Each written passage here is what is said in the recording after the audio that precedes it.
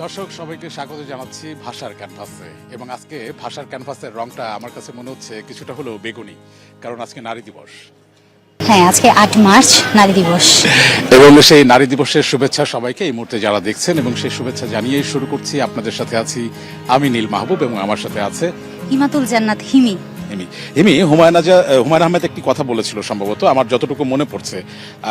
তিনি বলেছিলেন যে একটি নারী তার স্বামীর কাছে কতটা আসলে রানী হয়ে থাকে সেটা প্রশ্ন সাপেক্ষ, তবে বাবার কাছে একটি মেয়ে সবসময় রাজকন্যা হিসাবে থাকে। আমার কাছে মনে হয় একেবারেই সঠিক একটা কথা বলেছে তিনি, কারণ বাবা আছে তো আমার, এবং আমিও তার কন্যা সন্তান। তো আমার কাছে মনে হয় রাজকন্যা হিসেবে রাখার জন্য কখনো কার্পণ্য তিনি করেননি, এবং সবসময় এটা আসলে অনুভব হয়েছে, তার কাজে হোক কর্মে হোক সব কিছুতেই এটা আমার অনুভব হয়েছে সবসময়ই, যে না, কন্যা সন্তান হিসেবে সবসময় রাজকন্যা হিসেবে তিনি আমাকে রেখেছেন। এবং আমার বিশ্বাস যতদিন বাবা আছেন এবং আমি তার সন্তান হিসেবে আছি, ততদিন আমি সেই রাজকন্যা হিসেবেই হয়তো বা তার কাছে থেকে যাব।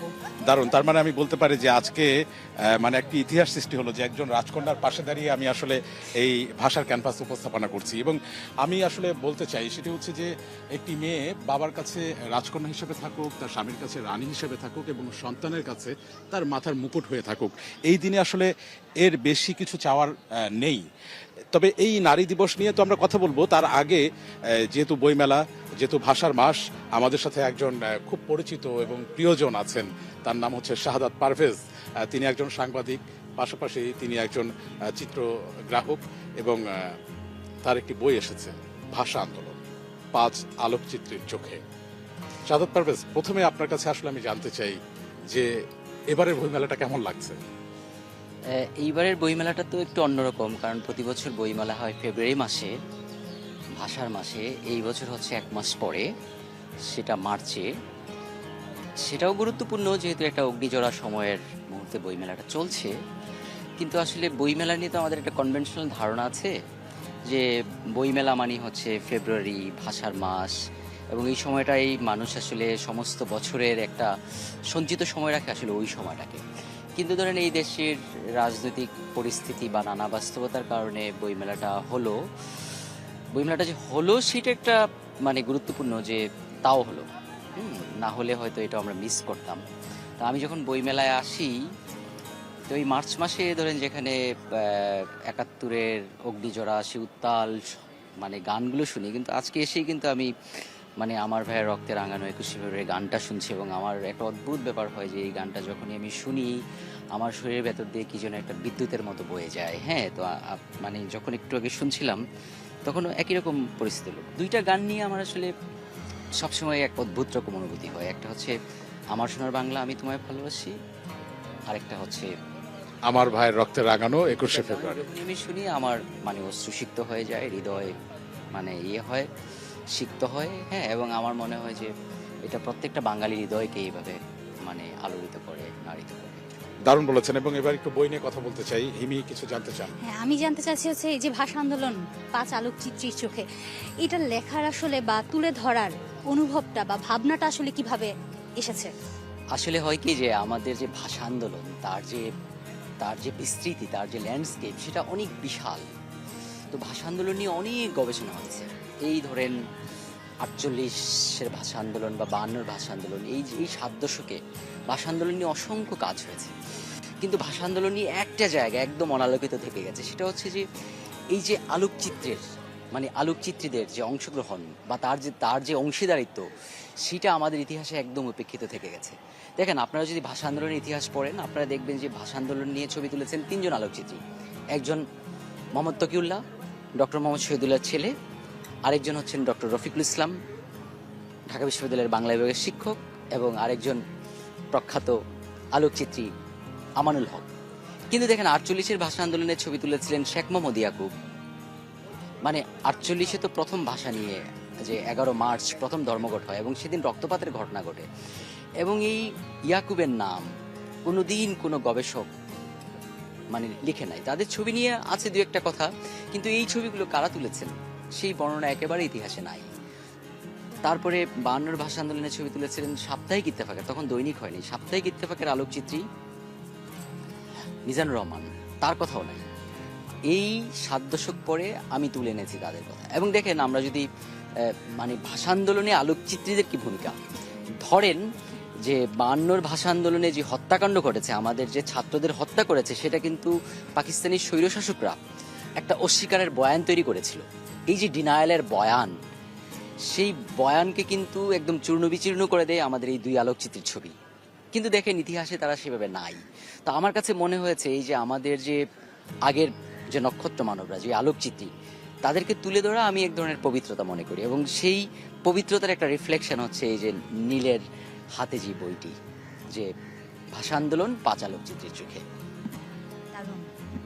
এবং এখানে আমি আসলে পাতা উল্টাচ্ছিলাম এবং বেশ কিছু ছবি কিন্তু আমার চোখে পড়েছে, যে শহীদ মিনারে অভূতপূর্ব সমাবেশ 21শে ফেব্রুয়ারি 1969 সালের ছবি এটি, আমানুল হকের তোলা।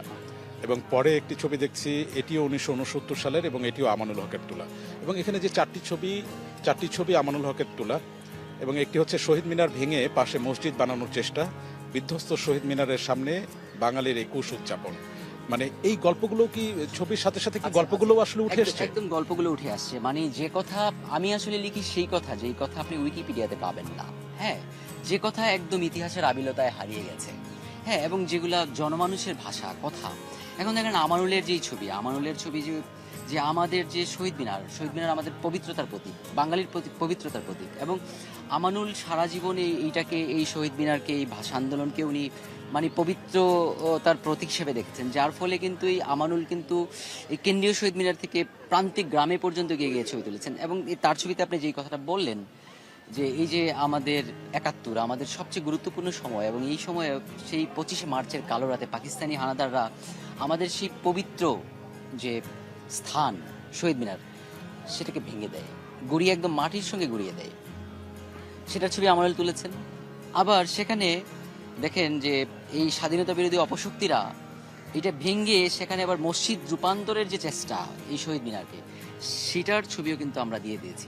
এবং এমনকি দেখবেন যে ইতিহাসের অনেক বড় বড় মানে গবেষকরা, যেটা ধরেন শেখ মুজিবুর রহমানকে ভাষা আন্দোলন থেকে মানে বাদ দেওয়ার চেষ্টা করা হয়েছে, তো সেখানে কিন্তু আমি দলিল দস্তাবেজ এবং পত্রিকার ডকুমেন্ট দিয়ে কিন্তু সেগুলো হাজির করা হয়েছে। এখন ইতিহাস হতে হবে নির্মোহভাবে, মানে যার যেখানে যেই মানে যতটুকু মানে যার কাজ, সেটাকে উপস্থাপন করাই কিন্তু ইতিহাসবিদের কাজ। কাউকে সাইড করে রাখা, কাউকে বেশি করে ইয়ে করা, সেটা আসলে নির্মোহ ইতিহাস হতে পারে না। তো আমি চেষ্টা করি যে, আমি যেহেতু মানে আমার মূল পরিচয় আলোকচিত্রী এবং আমি গবেষণা করি আমার ভাল লাগার কারণে, আমি একদম নির্মোহভাবেই করার চেষ্টা করি। আমি কাউকে খুশি করার জন্য ইতিহাস লিখি না।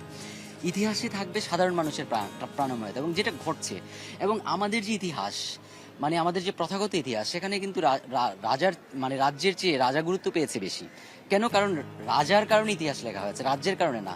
সেখানে রাজ্যের সাধারণ মানুষ কিন্তু একেবারে উপেক্ষিত, সেখানে সাধারণ মানুষের প্রাণময়তা নাই। কিন্তু আমার ইতিহাস যদি আপনি পড়েন, সেখানে আমার দেশ আছে, সেখানে আমার সাধারণ মানুষের প্রাণময়তা আছে, সেখানে আমার ভালোবাসা আছে, সেখানে আমার অস্তিত্ব আছে, সেখানে আমার শেকড় আছে। এই শেকড় মানে তো বাংলাদেশ। সেটাই হচ্ছে আমি। মানে মানে আমি যদি আমাকে বলেন, মানে এই জন্যই বোধহয় আমার জন্ম হয়েছে এবং এই কাজটাই আমার করার দরকার এবং সেই কাজটাই আমি করছি। দারুণ। এবং সেই শেকড়টাই আসলে ভাষা আন্দোলনের রূপে এই রঙিন মলাটে উঠে এসেছে। এবার একটু ভিন্ন প্রসঙ্গে যেতে চাই, যেহেতু আজকে নারী দিবস এবং আপনারও কন্যা সন্তান রয়েছে। একটু আগে দুইজন, একটু আগে হিমির সাথে কথা বলছিলাম যে কন্যারা বাবার কাছে রাজকন্যার মতো হয়, হ্যাঁ, এবং স্ত্রী হিসাবে একজন নারী একজন স্বামীর কাছে রানী হিসাবে থাকতেও পারে, নাও পারে। কিন্তু আমি জানতে চাই যে আপনার জীবনে যে নারীরা আছে, তারা কি হিসাবে আপনার জীবনে আসে? না, এই কথাটা অবশ্য ঠিক বলেছেন যে আমার দুই কন্যা, প্রিয়তা পারমী এবং পূর্ণতা পুনমী, এদের কারণে আমার জীবনটা অনেক বেশি সুন্দর। ধরেন এই গবেষণা করতে গিয়ে ধরেন কত নিগ্রহের শিকার হয়েছি, আলোকচিত্রের কাজ করতে গিয়ে কত মানুষের তুচ্ছতাচ্ছিল্যের শিকার হয়েছি। তারপরে ধরেন এই টানাপোড়েনের জীবনে ধরেন আমি যখন সমস্ত কাজ করে এত মানে বিধ্বস্ততার মধ্যে যখন বাসায় যাই, তখন আমার কাছে বাসাটা স্বর্গ হয়ে ওঠে। কারণ সেখানে আমার দুজন কন্যা আছে, প্রিয়তা পারমী আছে, প্রিয়তা পারমীর মা নাদিরা সাব্বির আছে। সো আমি মনে করি যে আমার জীবনের সবচেয়ে শ্রেষ্ঠ সময়গুলো আমি মানে কাটাচ্ছি। এবং আমি আমার মেয়েদেরকে বলি, তোমরা বড় হয়েও না, এরা দিন দিন বড় হয়ে যাচ্ছে। ছোট মেয়ে তো আমার এবং তার মার থেকে লম্বা হয়ে যাচ্ছে। তো আমি জানি যে ওরা যখন মানে আরেকটু বড় হয়ে যাবে, দিন দিন ওরা মানে পড়াশোনার কারণে আমি জানি না কোথায় পড়বে, ইয়ে হবে, তো স্পেস তৈরি হবে। কিন্তু আমি একটা শ্রেষ্ঠ সময় পাড়ি দিচ্ছি। তার চেয়েও বড় ব্যাপার হচ্ছে যে আমার মা বেঁচে আছেন, আমার শাশুড়ি বেঁচে আছেন, তো আমার ধরেন আমি মনে করি যে আমার আসলে 4টা মেয়ে। হ্যাঁ, ধরেন আমার শাশুড়ি কিন্তু আমাকে আব্বা বলে, কেন বলে? কারণ আমার নানা শ্বশুর মুক্তিযুদ্ধে শহীদ, যখন খুব ছোট ছিলেন উনি ওনার ধরেন বাবাকে খুব বাবা বলে ডাকতে পারে নাই। তো যেটা হয় যে আমি যখন আমার শাশুড়ি যখন আমার বাসায় আসে, আমি কিন্তু ওই যে আমার বাচ্চাদের জন্য যখন চকলেট কিনি তখন আমার শাশুড়ির জন্য কিন্তু কিনি, কারণ আমার কাছে মনে হয় যে যখন মানুষ বড় হয় তখন তারা কিন্তু শিশু হয়ে যায়, কিন্তু ওই বড় শিশুরা কিন্তু আসলে কিছু চাইতে পারে না। তো সেই কারণে আমার শাশুড়ি কিন্তু আমাকে বাবা ডাকে।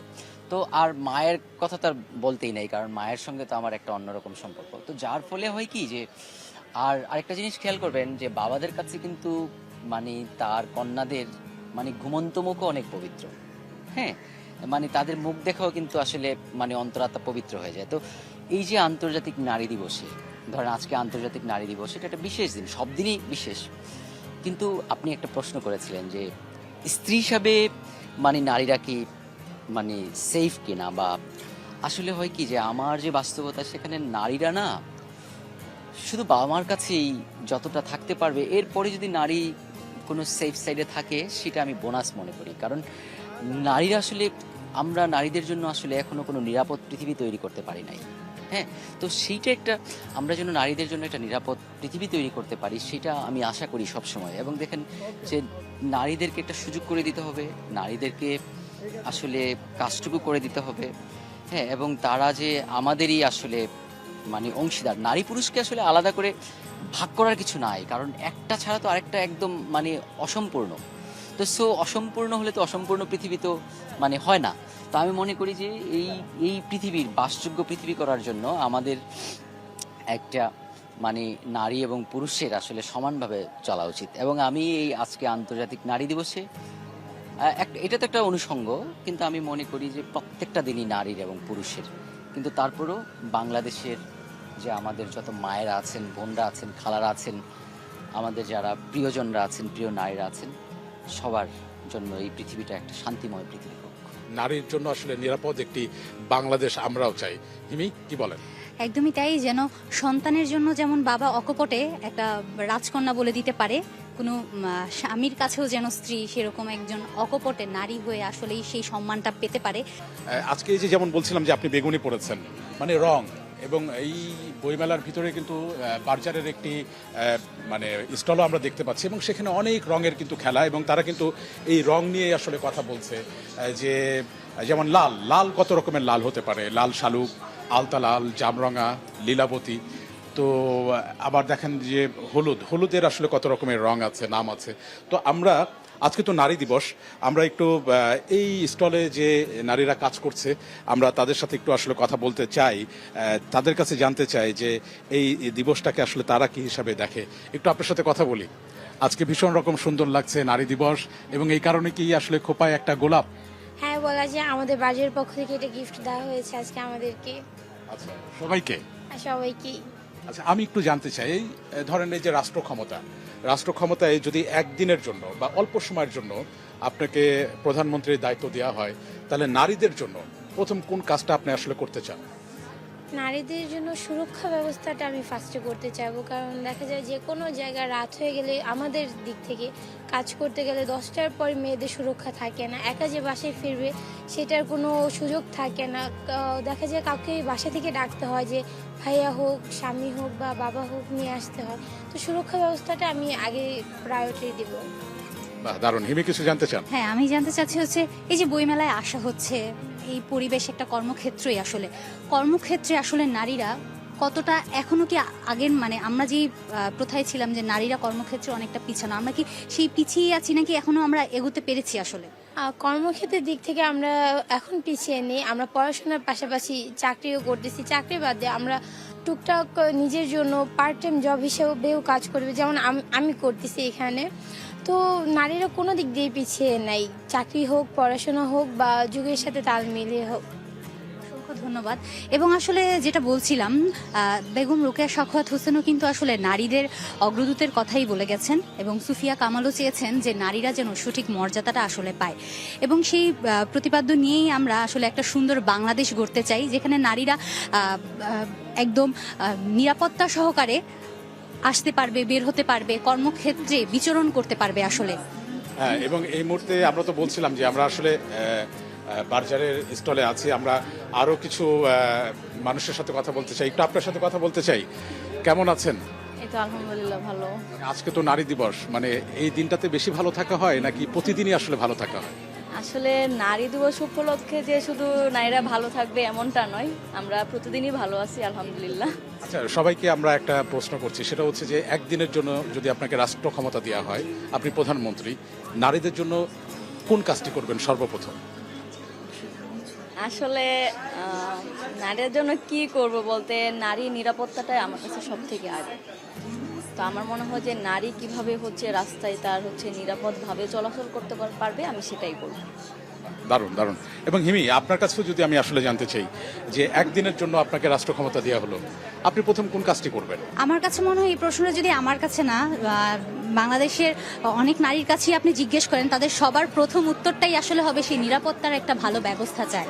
নিরাপত্তাহীনতায় কিন্তু আসলে আমরা সারাক্ষণই থাকি, শুধু যে রাতের বেলার কথাই যদি বলি সেটা কিন্তু আমার কাছে মনে হয় যে ভুলই হবে। আসলে আমরা সারাক্ষণই দেখা যাচ্ছে যে নিরাপত্তাহীনতায় থাকতে হচ্ছে। বাসা থেকেও সবসময় বলা হয় একজন পুরুষের সাথে আপনারটা শুনবো, কিন্তু তার আগে আরেকজনের সাথে কথা বলতে চাই। এবং এই যে বাজার থেকে দিয়েছে গোলাপ সবাইকে, হ্যাঁ আমরা শুনলাম একজনের কাছে, আমরা সবার কাছে জানতে চাচ্ছি যে একদিনের জন্য যদি প্রধানমন্ত্রীর ক্ষমতা আপনাকে দেওয়া হয়, নারীদের জন্য সর্বপ্রথম কোন কাজটি আপনি আসলে করতে চান?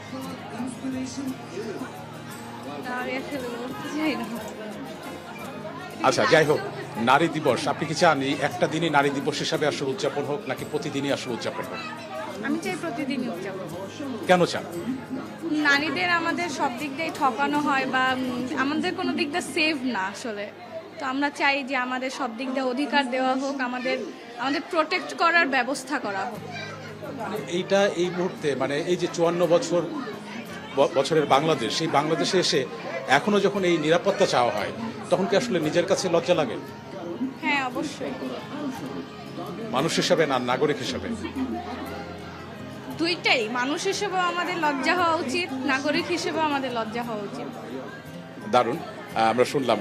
এবং আমরা আসলে আজকে বইমেলার গল্পটা যদি আমরা আসলে বলি, তাহলে বইমেলার গল্পটাও কিন্তু আজকে নারী আসলে রঙিন করে রেখেছে। এবং এখানে আমরা আসলে সবাই একটু বেগুনি বেগুনি হ্যাঁ করেছে। অনেক নারীকে দেখতে পাচ্ছি। একটু আপনাদের সাথে কথা বলি। আজকে তো নারী দিবস, সবাইকে নারী দিবসের শুভেচ্ছা জানাই। কেমন আছেন? আলহামদুলিল্লাহ ভালো আছি। আচ্ছা, এই যে একটা দিন আমরা নারী দিবস উদযাপন করি, আপনার কাছে কি মনে হয় যে একটা দিন আসলে উদযাপন করা উচিত, না প্রতিটি দিন উদযাপন করা উচিত? প্রতিটি দিন উদযাপন করা উচিত, কিন্তু একটা বিশেষ দিন হিসেবে বিশেষভাবে সম্মান জানানোর জন্যই দিনটাকে আসলে মেনশন করা হয়, কিন্তু নারী সম্মানের কোনো দিন নেই। দারুণ। এবং আমরা বলছি যে একদিনের জন্য যদি রাষ্ট্র ক্ষমতা আপনাকে দেওয়া হয়, যে আপনি প্রধানমন্ত্রী, তাহলে নারীদের জন্য সর্বপ্রথম কোন কাজটি আপনি আসলে করতে চান? নারীদের জন্য একদিনে কোনো কিছু করা সম্ভব না, কারণ এটা দীর্ঘ যুগের একটা পরিক্রমে আজকে নারীর এই অবস্থাটা, সেটা আপনি একদিনে কখনোই পরিবর্তন করতে পারবেন না। যতটা না এটা সামাজিক আর্থিক, তার চেয়ে অনেক বেশি মনস্তাত্ত্বিক। এটার জন্য অনেক দীর্ঘ একটা সময় দরকার। দীর্ঘ পথ পরিক্রম করার পরে নারীর একটা সুন্দর একটা দিন তারা হয়তো পেতে পারে। একদিনে এটা পসিবল না, একদিনে পরিবর্তন হবে না, কিন্তু প্রথম কোন কাজটি আপনি করবেন? আমি নারীর সবার আগে আমি মনে করব যে আর্থিক যে বিষয়টা, সেটাকে আগে নিশ্চয়তা দেওয়ার চেষ্টা করব, কারণ এটা হলে আমার মনে হয় 60% প্রবলেম সলভ হবে আমার মনে হয়। বাহ। আর নারীদের জন্য কি কিছু বলার আছে আজকের দিনে, বা পুরুষদের উদ্দেশ্যে কিছু বলার আছে কিনা? প্রতিদিনই আমাদের নারী দিবস। আমাদের সবকিছুকে ফেস করে আমরা প্রতিদিন পুরুষদের জন্যই সবকিছু সহজ করে দিচ্ছি, আমরা নারীরা দিচ্ছি বলেই তাদের জন্য চলানো সহজ হচ্ছে। তো তাদের জন্য একটাই মেসেজ যে ঘরে বন্দি রেখে নয়, বাইরে বের হতে দেওয়া উচিত নারীদেরকে। এবং আমরা যেমন তাদের চলার পথটাকে সহজ করে দিচ্ছি, তাদেরও উচিত সব ব্যাপারে আমাদের ফ্যামিলিতে তাদের সাপোর্টিভ হয়ে আমাদের চলার পথটাকেও আরো ইজি করে দেওয়া উচিত তাদের। মানে এটা কম্পিটিশন না, এটা সহযোগিতা। এবং আমি একটু জানতে চাই আসলে যে পুরুষের সব সফলতার পিছনেই আসলে নারীদের ভূমিকা থাকে বলা হয়, কিন্তু স্বীকৃতিটা আসলে কি কতটা দেওয়া হয় নারীদেরকে? এটা আসলে ম্যান টু ম্যান ভ্যারি করে, অনেকে দেয় না যে বলবো না, এটা বললে আবার পুরুষ জাতির প্রতি অসম্মান করা হবে। না হলে এতটুকু পর্যন্ত তো মেয়েরা আসতে পারতো না, তাই না? ওইটার কিছু সহযোগিতা তো অবশ্যই আছে। আমার বাবা আমাকে এডুকেশন মানে আমাকে নেওয়ার সুযোগ করে দিছে বলেই তো আমি এডুকেটেড হতে পারছি, তাই না? তো ওইরকম আস্তে আস্তে হচ্ছে, আগাচ্ছে, পুরুষরাও আছে, কিন্তু মেয়েদের আমরা নারীরা যেভাবে সন্তান স্বামীকে যেভাবে আগায় দেয়, ওই অতটা হয়তো তারা দিতে পারে না বা দেয় না। এখানে অনেক ধরনের মনস্তাত্ত্বিক ব্যাপার কাজ করে। আমরা হয়তো আশা করি সামনে আরো সুন্দর সময় আসবে, মানুষের মনটা আরো অনেক বেশি উদার হবে। নারী ধন্যবাদ দিবসের শুভেচ্ছা। ধন্যবাদ।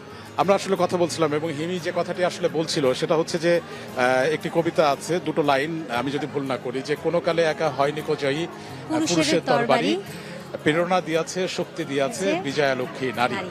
এবং প্রতিনিয়তই আসলে তাই হচ্ছে।